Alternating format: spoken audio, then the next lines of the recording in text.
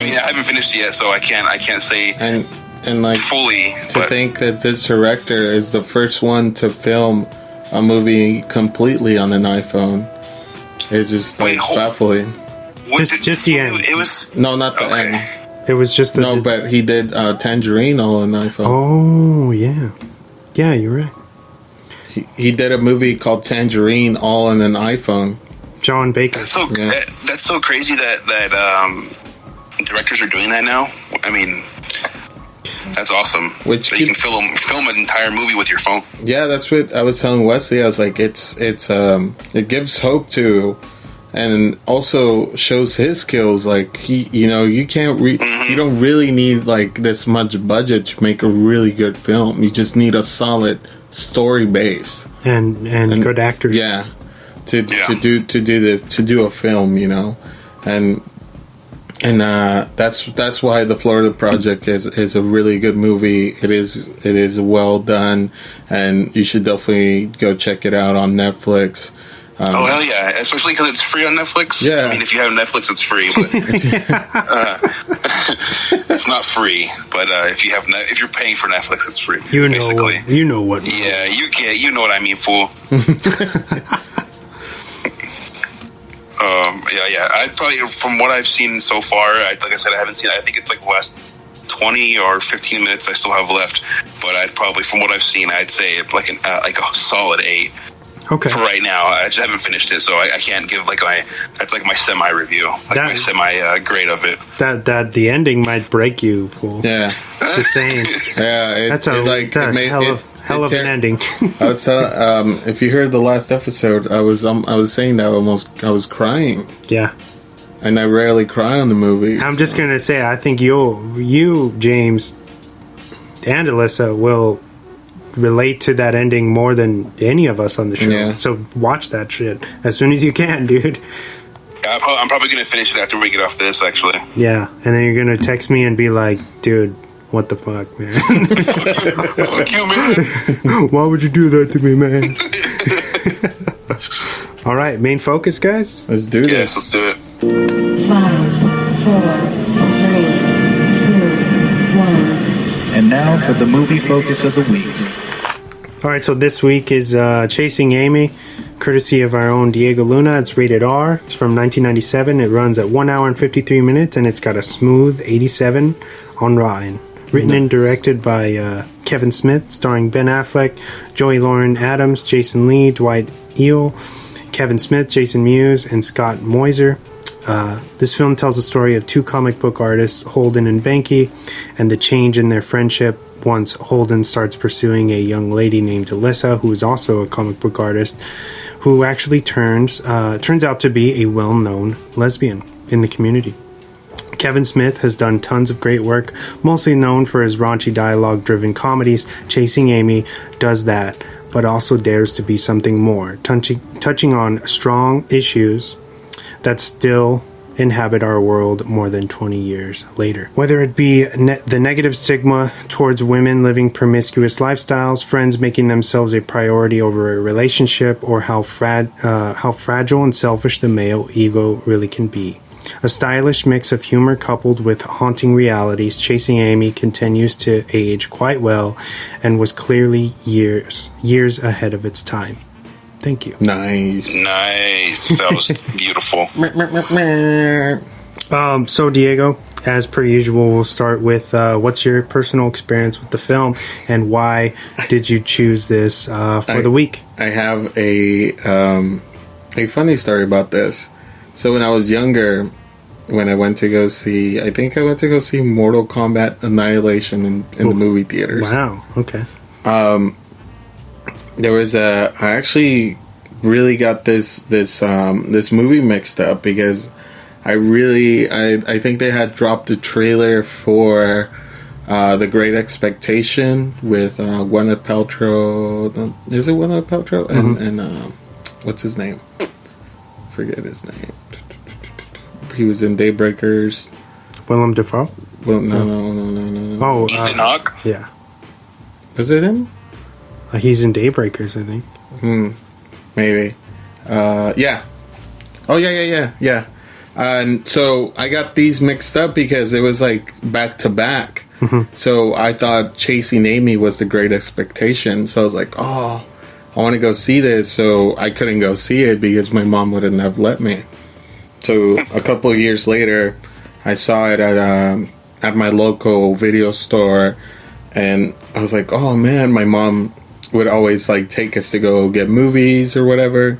And so I would always like go to the wrestling section, of course, just to get like whatever old VHS was there, just to rent it out. But this time I was like, oh, I saw Chasing Amy. I was like, oh man, let's go, let's grab this.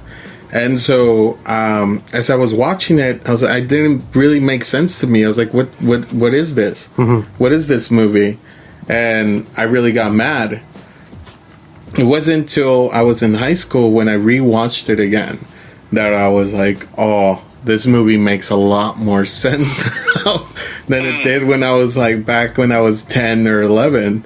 So rewatching this again, it was so, it really like brought up a lot of, it felt like it was like the mid 90s all over again, but you got the grasp of like how much we've progressed from a lot of this stuff, but it's still an issue in some areas of our society, you know? Yeah, like sure.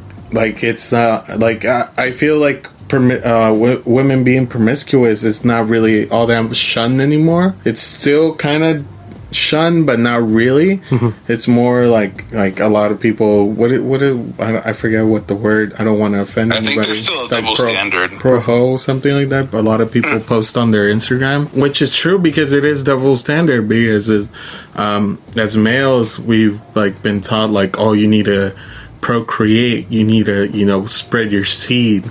I feel people congratulate men and look at them as players when they sleep around, but when a woman does it, it's negative. Like, oh, you a hoe, you're a hoe. Which during like now with my photography work, it's I feel women. I see women being empowered by the fact that like they're doing some stuff that's off the wall and that what's not appreciated back in the day. And then also the fact that like there's so much homophobia in this one, calling the F word and like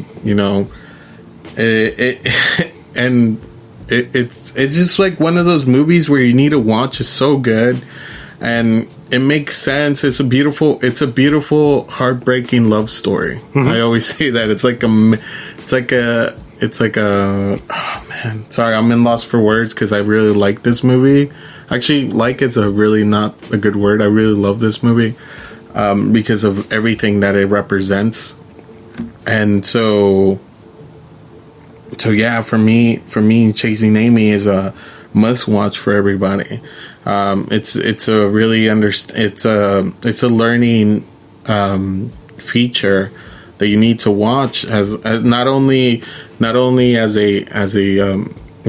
a member of society, but also as a member of like if you want to be with somebody and like you have to understand that everybody has a past, dude, and you can't change that. And like if you fantasize about somebody, if you want to be with somebody and then you expect that person to just be pure and not go through shit, that's a false hope thing, you can't like. It's not good to expect somebody. Fuck. Sorry, I forgot my word. I was just gonna say, don't expect somebody to just be your cookie cutter mold. It's not. Right. It's not healthy. And just respect women. Yeah. In general, and that's what I love about this film is that you kind of grow with the character. So if you are kind of this shitty guy, by the end of the film, hopefully they hang in there. I feel like you really do kind of learn like a real lesson or multiple lessons with Holden, and grow as a man and just learn that not everything's about you. And not to be, because there's so many men are selfish lovers, you know what I mean? Yeah. And they expect to be waited on, and just everyone just caters to them, and it's a sad thing. And I love how well Kevin's writing really touches on that from the inside, you know? Even with Benki's character, and I don't think that from a writing standpoint that Kevin Smith was homophobic at all, because he does have that openly gay black character throughout it, kind of as a meta way of making fun of that culture, homophobia in our culture. And I really love how Benki is kind of struggling to learn and cope with that too, you know? Where his friend, you know, we've had that friend that doesn't like your girlfriend because, you know, she's taking you away from him essentially, and changing the course of your journey as in your friendship, and so they're like, fuck that girl, you know, she's not good for you, and they're only looking out for their own agenda, you know, and it just kind of comes back to being selfish and only wanting the best for yourself, and you know, I think this is a good love story, and it's very I feel like it's very forward thinking for Kevin Smith, and especially around that time. Yeah, dude, it was so some of his best work as far as a dramedy. I think the writing in this was amazing. It is like the conversations that all these characters have are so heartfelt. They're also deep and heartfelt and incredible to watch. Like you're seeing people break down, and it doesn't feel scripted, you know, when they're yelling at each other. It's very great to watch, and it's an amazing slice of 90s culture as well. Yeah, definitely. It's always fun to go back to that era. Of course, we're all pretty much 90s kids here, and you know, and Kevin Smith, early Kevin Smith films are really good at doing that. Always fun to see early Ben Affleck. I think this was his first real leading role. He was pretty much a nobody. This was before Good Will Hunting kind of put him and Matt Damon in the spotlight. Matt Damon actually comes out in this as well. Yeah, it's funny. Matt Damon in there for like 2 minutes. You're basically a tracer, I was like, man. wow. You're basically a tracer. It's a funny coincidence about how I watched this movie, but it also gives me a great memory of, like, you know, going to that movie store and just seeing it, you know, and just remembering the fact that I had to go to a local rental place just to see this movie. It just brings back so much memories and stuff, you know. Mm-hmm. And yeah, I definitely do recommend watching this movie to anybody. It was streaming, and then I ended up having to rent it VOD. Couldn't find it anywhere. So sorry out there. I think it used to be on Netflix, I think. For the longest time, and then of course when Diego picks it, it's not there anymore. I was like, God damn it, dude. That always happens. But it's alright. It's only a couple dollars, and I think it's worth it. I'm sure a lot of people who are going to listen to this have seen it probably multiple times. Yeah. I do think it's an underrated film of his. It's not one. Even when all the people that I asked or told that we were going to do this movie, they said of all the movies that Kevin Smith has done, he picked Chasing Amy. But watching it, it's like it totally makes sense for the type of guy that Diego is and where we're all at in our lives now. I feel like this is really relevant material, you know. I would say personally, at least. Yeah. And also, like, it makes sense for me, especially doing. I don't like to say what my work is, but I'm working with a lot of female models that are doing. I'm doing a lot of nude modeling. Sorry, that came out wrong. That came out like wrong out of my tongue, but. I'm doing a lot of nude photos right now with a lot of with women, and you know and to hear it's funny because before before I even shoot or whatever, I sit down and I talk to them about what their aspect is and everything. And it's so crazy to hear a lot of women like quote this movie.